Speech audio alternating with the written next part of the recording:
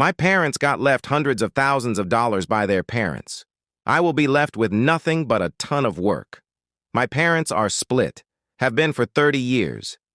When my mom's dad died, she got a huge inheritance, spent it on a big old 5-bedroom house with 3 living spaces for her and her 74-year-old husband, and filled it to the brim with old antiques.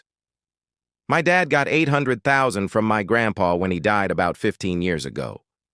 My dad, who was around 50 at the time, decided to retire and live off my grandpa's funds.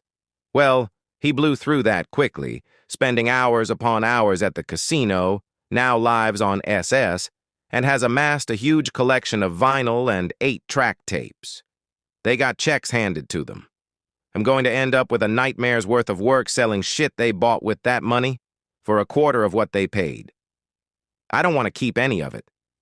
I've asked them to start unloading stuff that I don't want this burden. They continue to buy.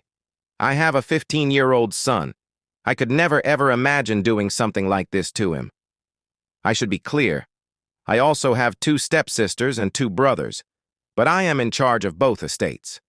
My dad does not own a house. He rents a small duplex. My mother's house will end up sold and split between the 5 of us. All 5 of us won't agree to just giving their stuff away, especially my stepdad's daughter. So it will end up being some sort of fight with what to do with all this. And it's gonna end up on me. And I don't want it. To defend myself a little bit. I'm not saying I'm entitled to the money. I'm not saying they fucked me because they didn't just hand me a big inheritance. I know most don't get one, and I don't expect much of anything. I'm more pissed that they are leaving me with work when they could do it themselves, but they don't, because they need their tchotchkes to feel good about themselves. Final edit, and I'm done with this. I don't need their money. I've done well enough on my own that my family is secure without any help from anyone else.